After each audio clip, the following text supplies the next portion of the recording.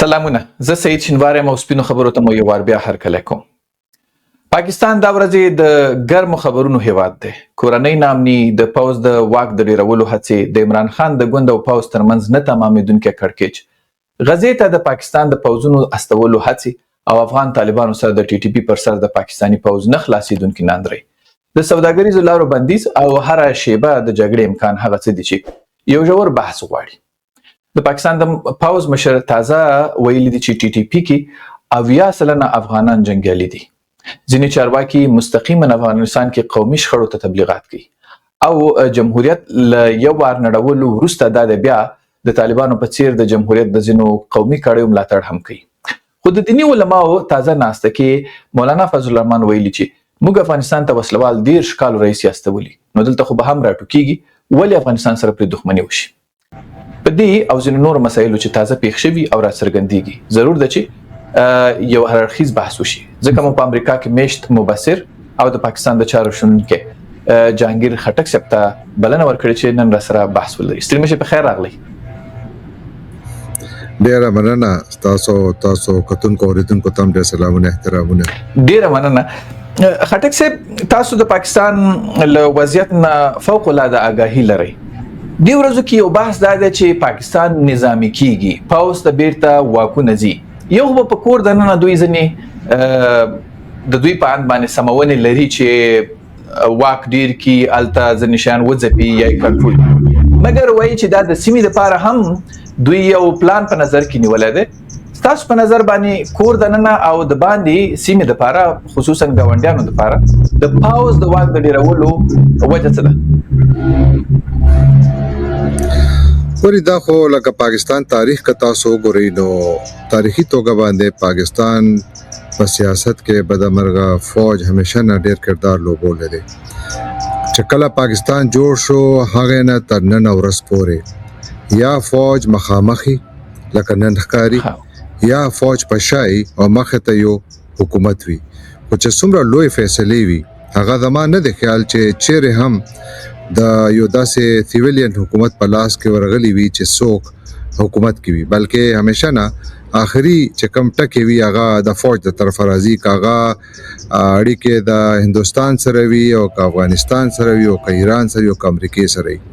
او که عرب هیوادونو سره وي، نو هغه کردار همیشه نه و دی. او ما ته داسې ښکاري چې تر څو پورې پاکستان کې چې کم د جمهوریت وضع ده دا همدغه شانتې کمزوري پاتې شي او تر څو پورې چې پاکستان کې د جنرالانو ملګرتیا او ملاتړ د غربي هیوادونه کوي هغه پورې ما ته دلته دا نه ښکاري چې فوج به دلته کې چیرې د دې سیاسي کردار به کمزوری شي، ځکه چې هر لکه تیرونکي ورځ پاکستان کې فوج سیاست کې طاقت دی، بلکې فوج دا وخت پاکستان ما پرې کې ټول کې لوی سیاسي پارټي هم ده. که تاسو وګورئ که هغه آئین سازي وي، قانون سازي وي، قانون باندې عمل درآمدي، عدالتي فیصلې وي، سیاست باندې اوورال کنټرول وي یا یو قومي بیاني خبرې، هر چرته تاسو ته هغه کې یو عسکریت یو شبي یو تصویر پکې ښکاري چې شته دی، اثر پکې ښکاري، چاپ پکې ښکاري، نو هغه اثر شته دی او هغه چې کم پاکستان دپاره دی همیشه نه یو بد خبر وو او یو بد خبر دی، ولې چې یو څو کسان چې کم ډیر زیات طاقتور دي که هغوی هر یو واک اختیار خپل لاس کې والي او 25 کروڑه خلک په یو څنګ ته کېږدي، نو هغه په نتیجه کې به څه کېږي، همیشه دپاره به اختلاف رای وي او هغه اختلاف رای دپاره اړوځی شته نه دی، چې ځای نه وي نو هغه داسې لکه پرشر کوکر، تاسو پرشر کوکر نه هوا نه وباسئ نو به ډس کوي. په پاکستان هم مکه طرف ته روان دي. خټک صاحب زه غواړم لږ نورم پوه شم، دا موضوع لږ نورم وشاربو. پاکستان په رابطه باندې اکثره دغه کېږي چې کله پروجیکټ موجود وي نو پوځ رامخې ته شي، غربي تاسو یې ویل چې ملاتړ موجود وي، یو پیښې دپاره غرب هم د پوځ ملاتړ ډېروي، او چې کله دغه پروجیکټ موجود نه یا هم امپلیمنټ وشي د تطبیق شي د پروجیکټ، نو بیا پوځ لږ شاته لاړ شي. اوس تازه د پاکستان پوځ رامخې ته شوی دی، معنا دا ده چې کوم پروجیکټ هم شته دی. ستاسې اند څه دی چې څه پروجیکټ دی چې پوځ رامخې ته شوی دی سیمې کې؟ زمانه د خیال چې دا پروجیکټ په بنیاد باندې دی، لکه داسې نه ده چې یو پروجیکټ جوړ شول او فوج مخې ته راغلو. زما دا رایه ده چې فوج کې دننه چې کوم یو کلتور جوړ شوی دی نو هغه دا دی چې په دې هیواد باندې مونږه دا حق لرو چې مونږ په دې باندې حکومت وکړو، هغه کا براه راست وي او کا بلا واسطه وي. نو هغه یو سوچ در لاندې دا یو عمل دی چې هغه روان دی او دا ضرور ده چې کله نړیوال سیاست بدلیږي، چې کله سیمه‌یز سیاست بدلیږي، نو هغه کې بیا هغه فوج کردار کله ډیر زیات ښکاره شي یا کله ډیر کم ښکاره شي. خو د دې دا مطلب هرگز دا نه دی چې فوج چیرې دا کردار نه لرلو. لکه تاسو وګورئ چې کله شوروي اتحاد اشاره وکړه د کردار ډیرولو لپاره پاوز را مخته کیږي. ما مقصد دا چې وس کردار ورسپارل شوی دی یا ورکول کیدونکې دی چې دومره را مخته کیږي. نو دا کما تاسو وایي چې سیمه‌یز سیاست، سیمه‌یز حالات چې هر کله بدلیږي نو بیا هغه تلته چې کوم نړیوال قوتونه دي د هغه چې کوم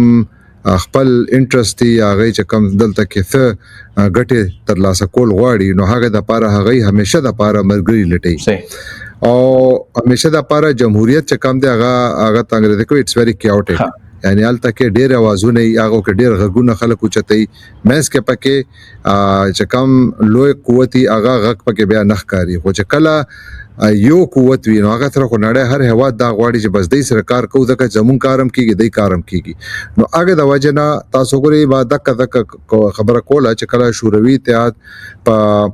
افغانستان باندې برید کړو نو هغه وخت کې د دې سیمې نقشه بدله شوله نو غربي هوادونو دلته کې چې کم انټرست یا دلچسپي واغ زیاته شوله، هلته کې پاکستان اهمیت زیات شول ځکه چې هغه تلاره پکارو پاکستان تلاره ورکړله. افغانستان لکونو خلک کډواله باندې مجبور شو دي خو راغللو ایران ته لاړلو، نور هوادونو ته لاړلو. هغه په نتیجه کې څه چل شلو ګوري دا چې کم د هوادونو په خود توګه پاکستان هغه یو توجه مرکز جوړ شولو لکه چې ډېرې پالیسو باندې عمل درآمد یعنی غربي هیوادونو پالیسو عمل درآمد په دک لار کېدل. نه خټک یو ځل بیا پښتنه بیا تکراروم. اوس پاکستان ته د غربیانو لخوا کوم هوم ورک ورکول شوی دی چې دوی په ښکارا ډول باندې دیکتاتوري ډول باندې ډیکټیټرشپ واخیسته، یو ډول نظامی او امریکا مرته سنوي بلکې د امریکا اړیکې ورسره فوق العاده زیات شوی. دریم ځل د پاره به عاصم منیر امریکا ته لاړ شي، سعودي کې ورته د ستر دولتي مډال ورکول شو. یعنی دغه نازونه د څه د پاره ورکول کیږي؟ پاکستان باندې راتلونکو ورځو کې یا راتلونکو میاشتو او کلونو کې څه تطبیقول غواړي په سیمه کې؟ نو دغه ذکر با تاسو ته وکړلو کنه چې ګوري هر کله چې سیمه‌یز حالات بدلیږي نو چې کم د مختلف لوی قوتونو د غي ترجیحات بدلیږي. ورسته سموده کې تاسو وګورئ چې پاکستان د طرفه چې کله ډونالد ټرمپ د امریکای ولسمشر جوړ شولو نو په پوره نړۍ کې هر چا دا رائے او کوشش و چې ته خپل تعلق کې پاکستان هم دا کوشش و. نو هغه وخت کې پاکستانی چې کم د جنرالان دي هغه دا کوشش وکړلو، هڅه وکړه چې مونږه امریکای ته داسې شیزونه وخایو چې هغه کې د دې دلچسپي په دې سیمه کې زیاته شي. نو هغه کې لکه تاسو ګورئ ریئر ارث منرالز خبره کېدله او دنیا کې په نړۍ کې دا وخت 19 ریئر ارث منرالز دي. هغه 19 ریئر ارث منرالز کې دا شواهد موجود دي چې هغه کې 12 اور ریئر ارث منرالز پاکستان کې موجود دي او امریکای ته چې کله دا خودل شول یو داسې وخت چې کله چین د طرفه په امریکای باندې ریئر ارث منرالز فروخت یا خرڅول بند کړل شول یا هغه باندې هغه ډیر بندیزونه ولګول. هغه نه پس په امریکا کې دا یو سوچ هغه چې نه مونږ ته د چین د کم د دې باندې وسته د ډیر د ډیپندنس دی یا چې کم ډیر د انحصار کوي هغه کم کړل شي. نو هغه پاکستان طرف ته عمل وکړلو همدا کا شانته کرپټو کرنسی هغه وکړه. کرپټو کرنسی کې موږ خپل مارکیټ تاسو ته کولاو راځي دلته انویسټ کوي. بیا ور سره په دې سیمه کې ایران موجود دی، په دې سیمه کې افغانستان موجود دی او په دې سیمه کې هندوستان موجود دی، چین موجود دی. پاکستان ته اړیکې هر یو هیواد سره مختلف دي، لکه چین سره ډېر نږدې دي، ایران سره هم ډېر ډېر ښه دي. بیا ور سره افغانستان سره همیشه نه پاکستان او افغانستان اړیکې همیشه پیچیده پاتې شوې دي. خو وروسته سموده کې هغه کې چې کم اوس ډېر زیات صورتي تاو تریخواله راغلي دي هغه وجه هم دغه چې پاکستان دا بیانیه جوړ کړل شو چې دلته کې طالبان ترخګر را لګي مکه ترخګر چې کومې زمانه کې پاکستان نه تک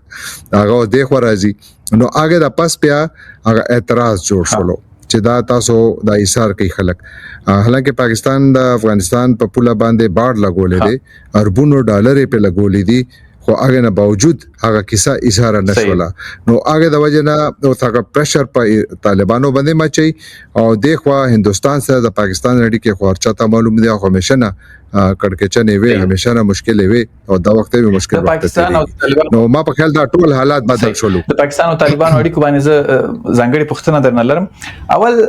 د پاکستان د نظامی کېدو ازرار ګوندونو ته عمران خان غونتی ګونتا یا نور ګوندونو ته څه دي پښتنو ته څه دي او بیا افغانستان ته څه دي ګورې ټول کې لوی خبره خدای چې هر کله یو هیواد کې هغه پاکستان نه لري هر هیواد وي چې هغه تک یو آمرانه دور خلک په اقتدار کې راشي چې کم هیڅ قانون نه مني هغه یو قانون مني چې کم هغه جوړ کړي نو هغه تک هغه یو بد خبري د هغه سیمې د پارم هغه خلکو د پارم خو ټول کې اول خلکو د پارم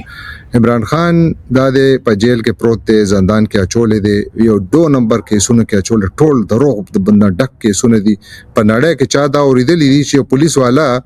په یو غونډه کې ناشته او یو میز لاندې پټ شوی دی هغه ټول خبرې اوریدلې دي او هغه بنیاد باندې هغه ته سزا ورکړل شوی چې جی دا یو پولیس والا هغه کمره کې موجود وو یو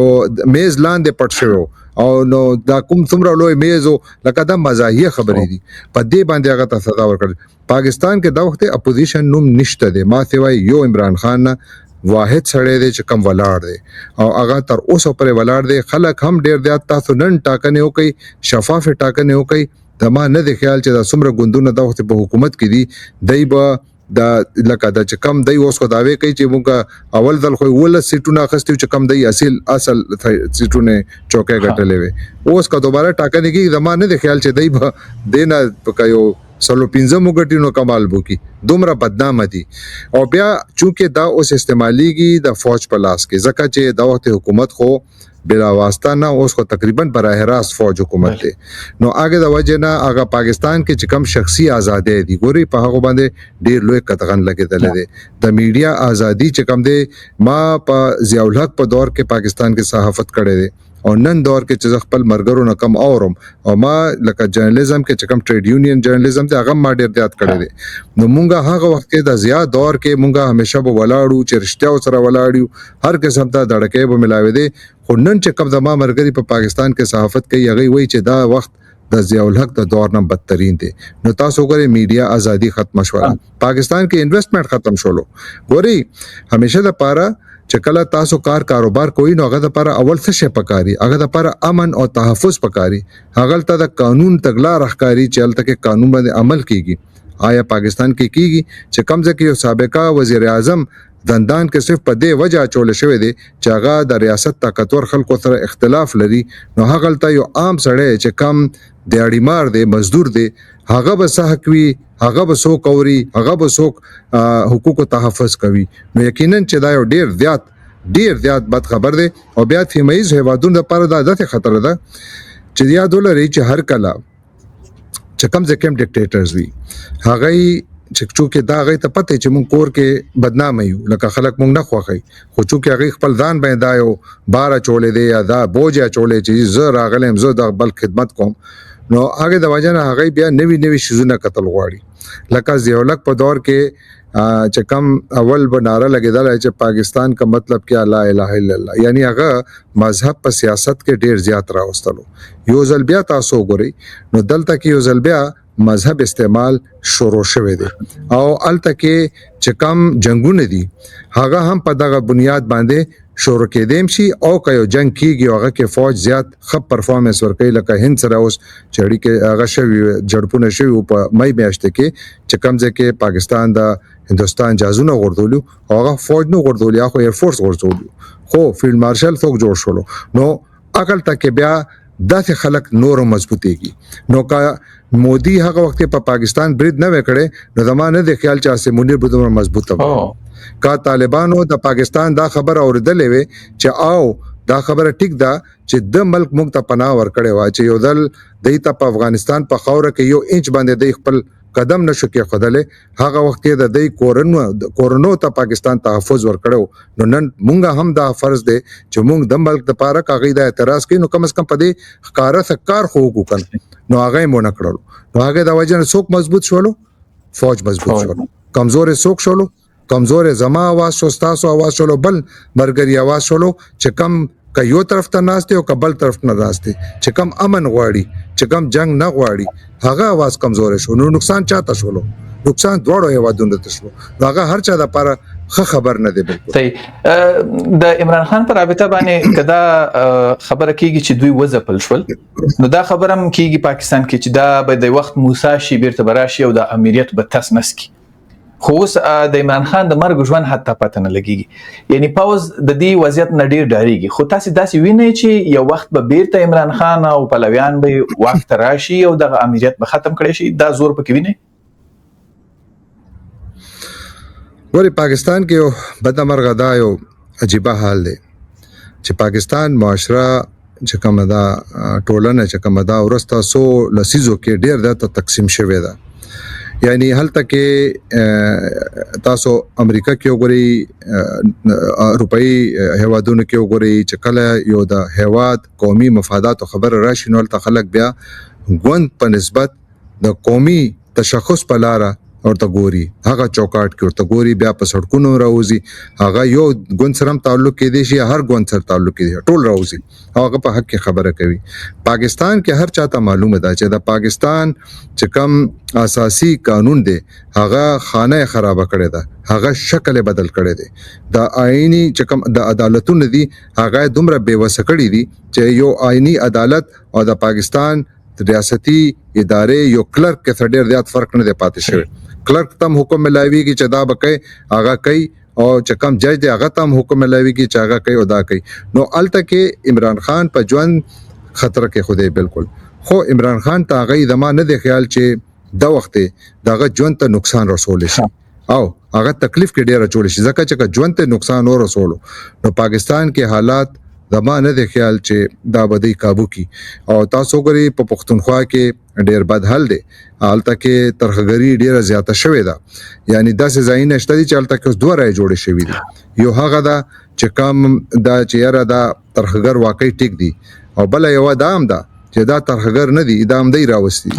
دا دوه راي جوړې شوې دي. ولې دا راي جوړې شولې؟ ولې؟ وجه هم دغه ده چې تاسو سیاست ختم کړلو. عمران خان یو आवाज لکاغه عمران خان لکه پالیسو سره د خپل هغه ډیر ناقد پاتې شوی او نه پرېم ډیرو شیزونو کې ناقدم. خو چې کله خبره د جمهوریت راشي، چې کله د انساني حقوقو خبره راشي، بشري حقوقو خبره راشي، زما په خیال هغه ته ډیر زیاتې کیږي. هغه صرف یو صورت کې د وخت پاکستان زندان نه اوته شي، هغه دا چې کا غربي هیوادونه خپل چې کم د وخت چې کم د هغه پاکستان طرف ته رویه ده هغه بدله کی.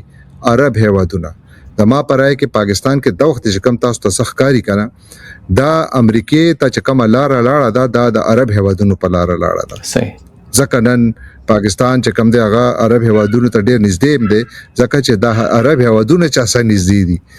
دا تاسو ته معلومه ده، ماته معلومه ده چې زرګونو ارب ډالرو انویسټمنٹ اعلان نه کړیو. نو هغه هر چا تخکاری، هغه د وجه نه عمران خان د لپاره یو لار اوس پاتې ده.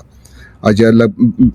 د دین علاوه چې د غربي او نور نړیوال قوتونو خپل رویه بدله کی چې پاکستان کې خلک راوځي، هغه سه لکه بنگلاديش کې راوتیو، هغه سه لکه نیپال کې راوتیو، هغه سه لکه سریلانکا کې راوتیو. نو تاسو دا مثالونه الله کاری چې کله لکه ما تاسو اول یو هغه وکړه استعمال کړله چې پریشر کوکر جوړ دی، چې پریشر کوکر اوسلېږي دزو کی خلک په سړکونو راوځي. نو یاد ولرئ چې دنیا طاقتور ترين امیران چې کم دي کنه هغه هم بیا تخته کوي، هغه ورسته نه کوي. دا د حسینا واجد یو ډیکټیټر وا، دومره لوی ډیکټیټر وا چې د بنگلاديش صحافیان بدلته نیویارک ته راتلل. نو هغه به موږ ته ویل چې یاره موږ خو خبره نشو کوله، او کچا ته ویسټرن میډیا سره مو کنیکټ چې موږ ته سټوریز ورکو چې دا څومره ظلم کوي لګا.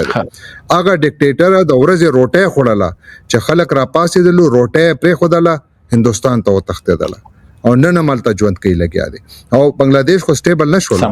سټیبل ولې نشول؟ وجه دا ده چې الته کې هم هغه تګلاره غلطه خو یو بیل بحث دی. وینا مقصد ما دا دی چې پاکستان کې عمران خان صرف په یو صورت کې د وخت بهر راتلی شي چې کله پاکستانیان بهر راوځي او پاکستانیانو کې نور صوبو خلک خو راوځي نه راوځي، پښتونخوا خلک راوځي، د ګلګت بلتستان خلک راوځي، سند او بلوچستان کې خلک ډېر راوځي، خو سند او پنجاب کې خلک ډېر زیات نه راوځي. چې سو پر دلته کې تحریک چھوڑ نه شو، خلک پر روډونو را نغلل، یو لوی عوامي انقلاب مخ ته را نغلل، نو هغه پر ماته فلحال عمران خان بهر راوتل ګرانه کاری. خو که هغه هر ورځ راوتل دا حکومت به تاسو ګوري چې دا به یو 100 ورځو ملمي دغه چې دی بیا نشي پاتې کېدل. بیا عمران خان به راځي او کاغه راغلل نو یقینا چې هغه بیا کدی پیران صفایي نه کړله نو بس بیا پاکستان د خود همبل شي. اسه هم دا وخت پاکستان کا چلیږي نو هغه پاتې راسته چې لکه دوه حالاتو کې چلیږي نو دا الله تعالی معجزه ده. بس خټک صاحب یو موضوع ته پام ده په دې لوبه کې چې د عمران خان او د ګوندونو د پاکستان د پوسټر منځ روانه ده، یو بل شی ډیر په تیزی سره وشو، هغه دا چې د پښتنو ځپل که پښتون ملتپاله سیاست کو که مذهبي سیاست کو که د پاکستان د پوز ملاتړ او که د پاکستان سره لږ مخالفت او که د چا په ائتلافونو کې شامل و، ټول پښتانه فوق العاده ضعیف شول. د څه لپاره خپل غلطیانو ضعیف کړل که دا هم د پلان یو برخه و چې دوی هم د زور وغورځول شي. ګوري پښتانه د پښتون چې کم دی کنده هغه بدقسمته قوم دی دوړو طرف ته چې دای په قسمت کې امن نومشه چرته راغله نه دي. کاغه تاسو لکه پاکستان کې چې کم دا بدامنی راغله دا خو بنیادی تور باندې چې کله شوروي اتحاد راغلو نو هغه نه پس د کې ډیر زیاتواله راغلو. دین اول پاکستان کې چې کوم بدامنی و هغه زیاتره تاسو ته بلوچستان کې ښکارا کېده، نور باقی عمومي توګه باندې حالات ټیکو صحیح او هغه نه پس بیا راغله. اوس چې کم دلته کې حالات جوړ دي نو هغه کې پښتنو ګوري د یو ځدا کار کړي دی چې پښتنو په سیمه کې چې کم ملتپاله ګوندونه دي هغه سیاست بدل شولو. تاسو عوامي نېشنل ګوند وګورئ چې یو ملتپاله ګوند دی، هغه ټول عمر دا سیاست کړو باچا خان د سوچ په چوکاټ کې. خو تاسو وګورئ چې هر کله عوامي نېشنل ګوند د پارلیماني سیاست ته لاړلو، یعنی پاور پالیټکس ته لاړلو، یعنی د کرسي سیاست ته لاړلو. عوامي نېشنل ګوند شکل بدل شولو. عوامي نېشنل ګوند نن هم چې تاسو ټاکنه یو کوي نو هغه ته هغه سیټونه کې دي چې ملاو نشي. وجه هم د کدا چې هغه شو هغه سيزونه اون کړل چې کم ضرورت او هغه پځه پی ټی ایم ونته اگر وتل چې کم هغه نه پی ټی ایم نه بل ګوند وروتلو کنه الو هغه کې هم تقسیم راغلو چې کم یو واحد قوت وو چې کم لکه عمران خان خو تاسو وګورئ چې نسلن پښتون دی کنه د نیا چې کومه د وزیرستان نه و نو دا خو د په وینه کې پښتونو وینه ده نو دا ځکه پښتونو سره ډیر زیات ریزونیټ کیږي. دا وخت پښتانو کې یو عجیبه کار روان دی چې ترخګر دي هغه کې هم اکثر پښتانه دي، یعنی چې سک راضي ځان پر بومونو تړي او خلک مړي، چې کم بری هغه هم پښتانه دي، چې کم د دغه ترخګرو خلاف اپریشن کوي هغه کې چې کم فوجیان دي هغه کې هم اکثر پښتانه دي او هغه یو پالیسي لاندې لار راوستل کیږي. تاسو وګورئ چې څومره خلکو ژوند بیلل دي پاکستانی د سابقه قبایلی سیمو کې ورسته درو کالو ډیټا راوباسي او دا وګورئ چې د کم نسل کم رنگ خلکو په دلته زیات ژوند بیلل دي. تاسو ته بداخ کار شي چې هغه اکثریت پښتون دي نو هر طرف ته پښتون وینه تويږي. وجه یو بل دا هم ده چې نن تاسو وګورئ چې دا یو غیر قانوني حکومت چې دا وخت پاکستان باندې د مسلط دی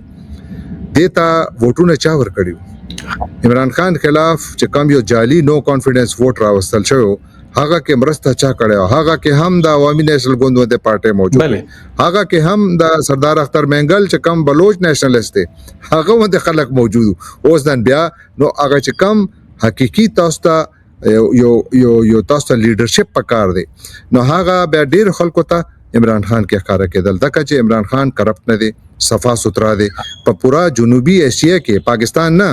جنوبي ایشیا کې تاسو وګورئ چې څومره د خلک دي چې کم کارخانه‌دار نه دي او هغه د نړۍ لیول 3 کینسر هسپتالونه جوړ کړي دي چې کوم ځای کې خیراتي یونیورسيټیز جوړ کړي دي په کلیواله علاقہ کې یونیورسيټي جوړ کړي ده او هغه افیلیشن برتانیې یونیورسيټي سره کړي نو هغه د دې وجه نه به خلک وایي چې نه نواز شریف ولاړلو برتانیې کې ځان ته فلټونه واغستلو د قمزه ژوند کوي بردرداری لاړلو هغه په یورپ کې سپیشلی چې کوم ځای تاسو نه استي په فرانس کې ځان ته چټوز وغیرہ واغستلو چې کوم د زموږ جرنلان دي هغه نور دینو کې ځان شیزونه سامان لکه د زمکه او هغه کاروبارونه واغستل نو یو سړی دی چې کوم پاکستان نه بهر پیسې ګټلې و واپس راوړل چې چاته چې کله هغه خپل خزینه طلاق کېدلو نو هغه وخت کې هغه ته مليونها ډالر افر شوی چې دا په حصہ کې راځي هغه انکار کړو نو هغه د سړی به هر چاته کاری چې نه هر څه به غلطي بم کوي او ایسو کوم د څه چې کېده چې مکمل انسان خودل ته کې څوک هم نشته دا وخت خدا دې چې غلطي به کوي خو یو شی دی چې بېمانه نه دی غل نه دروغ نه وای دا د وجه نه بیا اعتماد دی خو پښتون د پاره دا وخت نه چې دا زه خو وایم چې دا یو تسلسل دی د پښتنو یو تکلیف دی چې کم تاریخ دی هغه هر ورځ مونږ ګورو چې دا یو ځل بیا خپل ځان یعنی دوهرا کیږي دوباره هغه مخ ته راځي وجم دک دا چې زمونږ چې کم مقامی قیادت دی هغه کې هم کمزورتیا دي چې کم اورال د پښتنو چې کم سیمه کې لکه کاروبار دی هغه تبا دی هغه د پاره زیات کارم نه کیږي نو ځکه دا چې کوم اورال د مونږه پښتنو حال دی هغه حال نه دی بلکې بدحاله طرف ته روان دی وجه دا کده چې مونږه نشانه یو جغرافیه هم زمونږه ټوله کې لوی دشمن ده خټک صاحب تاسو دیګ بخار پرشر کوکر او ضیاء الحق جنرال ضیاء الحق یاد کړل ماته یو موضوع بل را یاد شو دغه یو پیښه موږ په ضیاء الحق په وخت کې لکه چې وا چې غزه ته یا فلسطین ته پاکستانی عسكر یا د غوي په کومنده باندې تک دغه پرابطه باندې په لومړي ور باندې د امریکایانو رازونه افشا کړل چې پاکستان موږ نه غوښتي دي چې موږ غزه ته کزواکونه لګل غواړي نو زموږ ځواکونه کرایه کوي زه فکر کوم چې دغه تحریک لبیک یا رسول الله دوی هم خبر شوی په دې موضوع باندې بیا ډیر زیات لاریونونه وکړل راپورته شو لغه وځپل شول او یو ډول مذهبي پرشر کوکر یا د بخار لا انفجار ته جوړ شوی دی چې غزه ته پاکستان ځواکونه واسطي دا به څومره غلطي او څومره به لوی لاس راوړنه څه ګټه به ورته وکي څه تاوان به ورته وکي شروع به د ضیاء الحق نکو دا د اویایم لسیزه وا چې کله په اردن کې جارډن کې یو د بغاوت مخ ته راغلل نو هغه پاکستان خپل یو بریګیډیر لګلو فوج او بریګیډ لګلو د اردن او هغه مشرولی بریګیډیر ضیاء الحق کولا او هغه وخت کې دا تور لګي په ضیاء الحق باندې چې هغه په کمان کې الته کې زرګونو فلسطینیانو قتل عام شوه دا د تاریخي یو هغه د داویم دی کتاب چا په خاص ما وسو پر قتل نه نو لہذا حسینه بسینه چې سمون تخکاری نو مکه مونږ وای کې دي چې دا ټول دروغ هم وي کې دي چې دا ټول رښتیا هم نه وي کې دي چې خبره مینس کې خدامه راځي خبره مینس کې شته دي خو اوس چې کومه کیسه روانه ده نو ګوري پاکستان کتا سو یاد شي چې کله د سعودي عربستان او د یمن ترمنځ جګړه شروع شو نو سعودي عربستان پاکستان نه دا غوښتنه وکړه چې فوج راولېږي مبخل د عمران خان حکومت عمران خان ویل چې زموږ پارلیمان شته دا خبر بزوغي مخه تک एकदम ځکه چې هغه د پاکستانی خلکو نمائندګي کوي هغه چې څه فیصله هغه به موږ فیصله پارلیمان ته خبر راوستل شوله پارلیمان فیصله وکړه چې موږ خپل فوج سعودي عربستان ته نه لیکو هغه نه پاس تاسو وګورئ چې دا سعودي عربستان شروع کې عمران خان ته ډېر د تمینه خو بیا خلاف هم شول ځکه چې عمران خان یو ډېر آزاد سوچ لرونکو سړی دی نو اوس دې پیرا یو عجیب کار شوی دی یو نه ډېر شوی دی یو خدای دا شي لکه یو خدای دا چې لکه ګوري پاکستان او سعودي عربستان ترمنځ د ډیفنس پاکټ شولو نه پرې چرته تاسو دا غي یو جزئیات معلوم دي چې دا د کیسه لیکل شوی دي ما سوای دا یو جز نه جز دا دی چې پاکستان باندې حمله یا برید په سعودي عربستان برید ګڼل کیږي او که سعودي عربستان باندې برید کیږي نو پاکستان باندې هغه برید ګڼل کیږي خدا روغ ثابت شول هندستان پاکستان باندې برید وکړلو سعودي عرب راغونه افغانستان او پاکستان په منځ کې جړپونه شوي دي یو بل سره نخته شوي دي یو ځکه طالبانو ځواکونو پاکستان باندې کله غي جواب ورکول پاکستان بمباره نو هغه غي د طرفه بریتو آیا سعودي عرب سره وکړل نه وکړل نو لہذا هغه باندې سوال نه دي اوس دک شانته دا چې کم اوس سکیږي نو ډیرو خلکو دا رائے ده چې شاید دا یو څو قوتونه خوشالولو لپاره کیږي لګیا دي خو کدا دای کوي او بل دا چې الته کې یعنی اسرائیل کې هم دا داسې نه ده چې اسرائیل ته دا ځواکونه زی او د نړیواله چې کوم ورولي دا غي دا فیصله وکړه چې دا بزی او دی بزی دا څنګه ده بلکې د دې اپروول خو اسرائیل په خپل ور کړی دی تاسو وګورئ چې اسرائیل وایي چې پاکستاني فوج راشي او ترکیه فوج بن راځي هغه دا نه غواړي نو تاسو دلته پته ولګي فرق به تخپل معلوم شي اوس لږ معلومات یو کوي معنا خاصه صحافي چک کله غو دي چې دی وجه صدا نو الته کې ګوري تاسو چې دی روان دي خو آیات کدی لاړ شي نو هغه مطلب سوي یعنی الته کې د هغه چې کم مونږ ورته انګریزي کوي ټرمز اف ریفرنس یا پښتو کې به مونږ وایو چې د ځواکونو اختیار بسوي دی به چا در کمانډر لاندې کار وکوي نو درې قوتونه مخه ته نمونه دي د وخت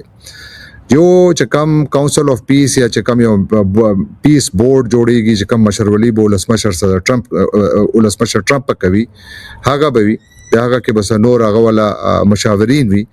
او هغه در لاندې به د ځواکونه وي خو د ځواکونو چې کم ملټری کمانډ دا هغه کې د امریکای ځواکونه اسرائیل ځواکونه او د مصر ځواکونه دا درې هوادونه دي چې چا به ډېر بنیادی کردار وي نو کتا سوس یعنی په سیاسي جبهه کې خبرو کوي نو د مطلب دا شولو چې پاکستاني هر څوک چلته زی نو هغه بلته کې اسرائیلی افسر تم سلوټ کوي هغه بلته کې نور هر چاتم کوي او هغه تل کې چې کم داغه ټرمز اف ریفرنس اوس پر راغلي دي یا داغه اختیار چې کم راغلي دي نو هغه کې دام دی چې په غزا کې دنه داسې وسلواله ډلې چې کوم موجود دي هغه غیر مسلح کولم د دې فوج کار بوي د دې فورس کار بوي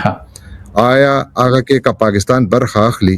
نو هغه به حماس خلاف جنگيږي او که حماس خلاف جنگيږي نو پاکستان کې حماس په سپورټ کې خلک ویو کنوي لکه زدا نه وایم چې پاکستانیان حماس په سپورټ کې ډیر زیات دي یا ډیر کم دي زدا وایم چې هغه قوتونه چې کم د وخت پاکستان خلاف جنگيږي یعنی لکه ټي ټي پی شولو هغه تر څومره غټه بیانیه ملو شول هغه بداوي چې دا فوج د يهوديانو مرګره فوج دی نو هغه ته به ریکروټمنټ ځاتې دي شي بالکل وایلنس پاکستان کې دیاته دي شي دا اور چې کم تزانه چي لګیا دي صد پاره چي صرف یو سړی کورسه مضبوطولو لپاره نورې سم نه بالکل کنه نو دا فیصله څوک دا اختیار یو گریډ 22 افسر تر چرته نه راغللو چې هغه د 25 کروڑ عوامو په خلاف فیصله کوي څنګه ممکن څنګه خټک صاحب یو بل ځکه پاکستان پاوز اور سره لوبي کوي زما استاد پلان نیکه وطن افغانستان طالب او ټي ټي پی به یو غاړه تکید نور خو افغانستان باندې د دوه یو رقم زړه خوږي د سي تحلیلونه دي چې باګرام د پاره پاغي باندې پاکستان سوداګری شروع کړې د ټرمپ سره د افغانستان په اړه بیا ورکه نارامي جوړول غواړي د سي خلک چې قومي ډلې ټپلې دي هغه ملاتړ کول غواړي الته یو واحد یا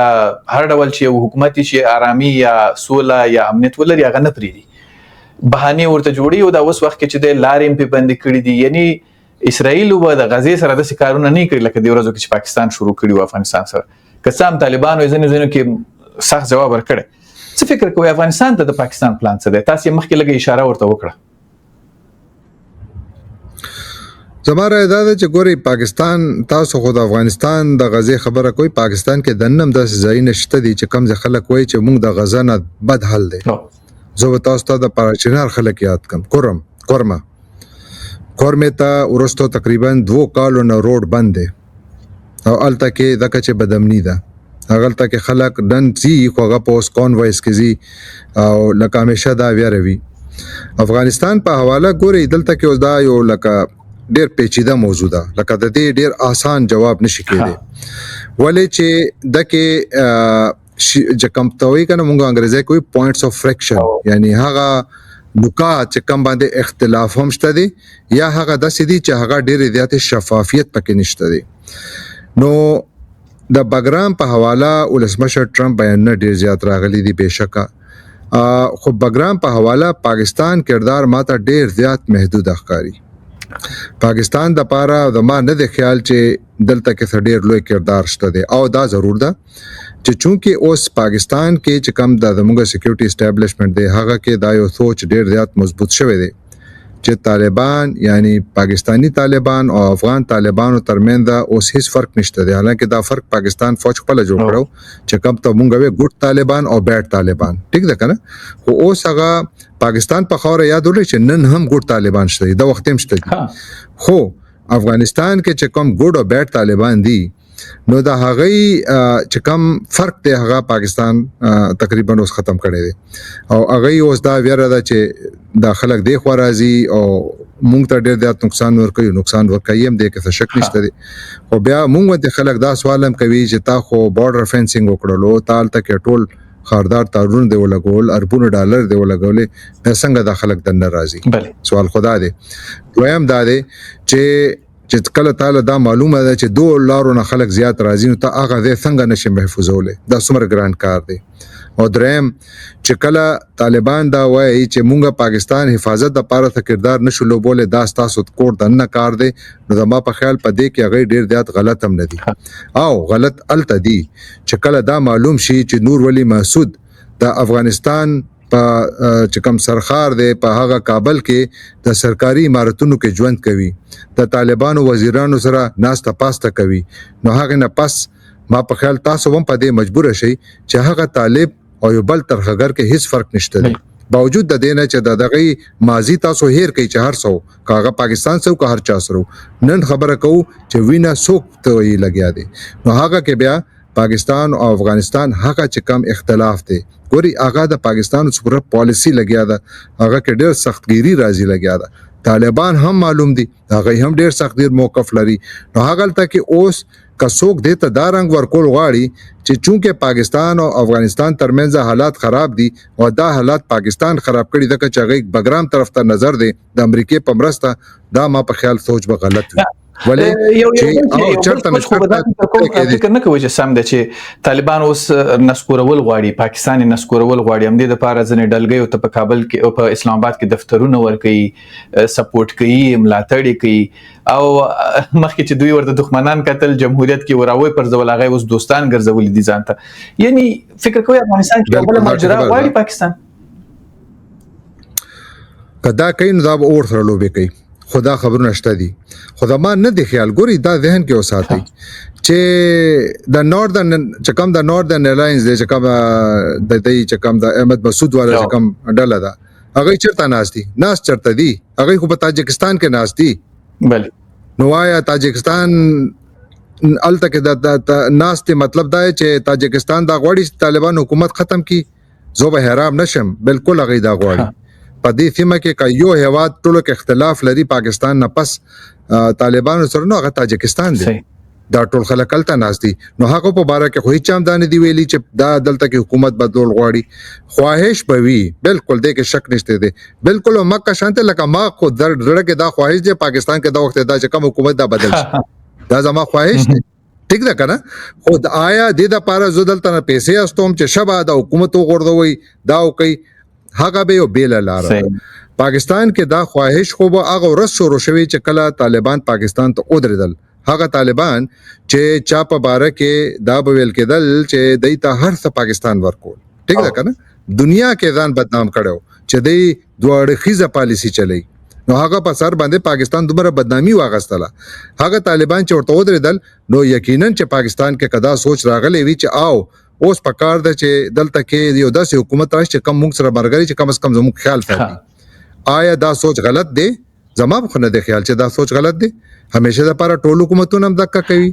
دا د ونزویلا کې څه کېږي باور راځي چې پاکستان او طالبان واقعا چې څنګه ښکاری ډیر سخت دشمنان شوي دي والله ګوري په طالبان یو کا پاکستان ډي ان اي د دواړو یو دی ګوري ها دواړه یو شی دی دا لکه زه د باره کې حتمی رای ډیر احتیاط وکړم د زه په دانو مې چې لکه زه اوټ رائټ دا نشو ویل چې یار دا غلط دی دا ټیک دی لکه امکان خو تاسو په د دور کې ګوري چیرې هم نشي مسترد کوله خو دا ضرور ده چې لکه ما تاسو ته ورکړلو چې دا خواهش پاکستان کې بالکل بوي کنوي نو زه به حیران شم بالکل به زه حیران شم ولې بالکل هم دغه شانتي لکه دا د عمران خان حکومت چا وغورځولو دا د چا خواهشو صحیح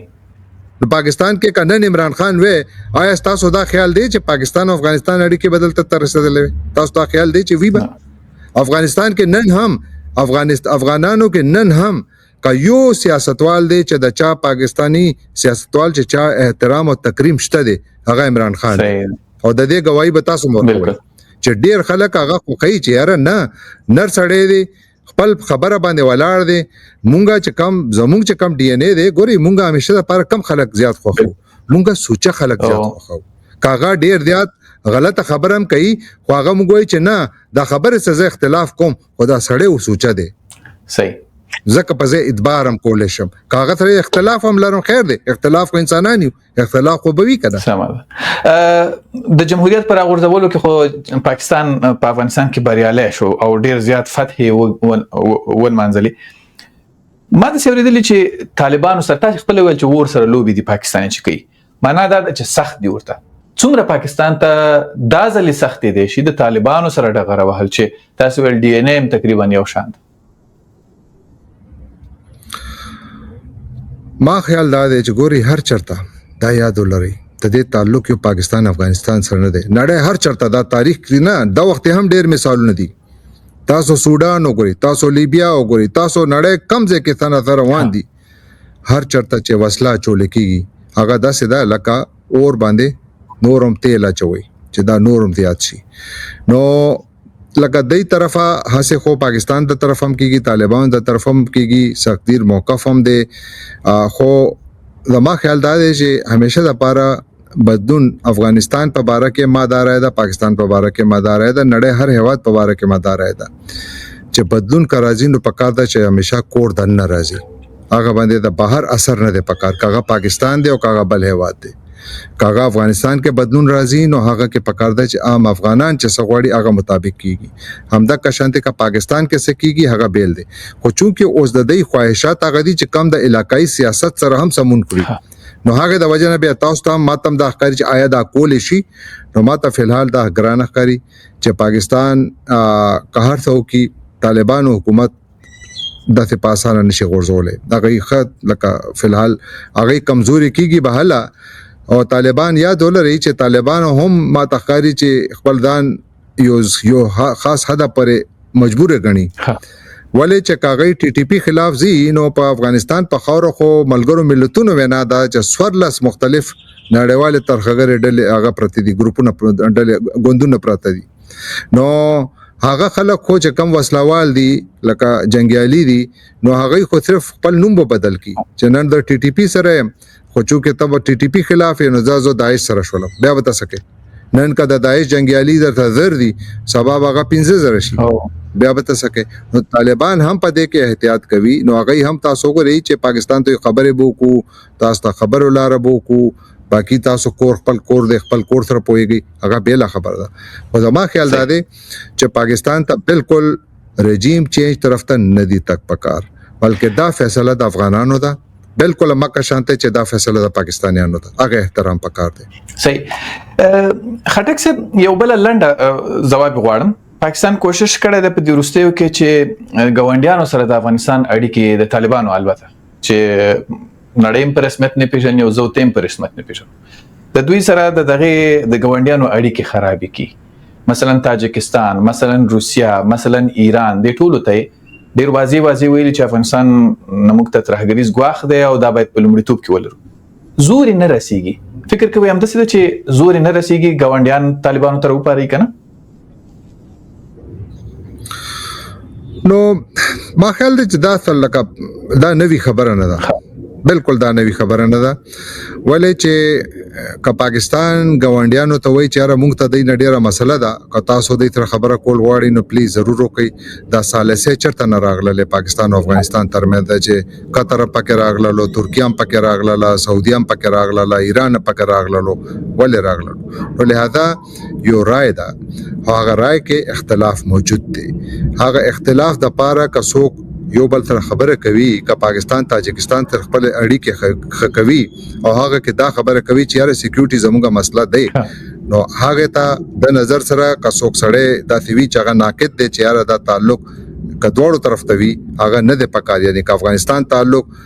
نورو ملکونو سره حقيقي یا پاکستان تعلق نورو ملکونو سره حقيقي نو هغه کې اعتراض خو دوړو طرف ته نه دی پکار او البته اعتراض الته جوړیږي چې کله یو داسې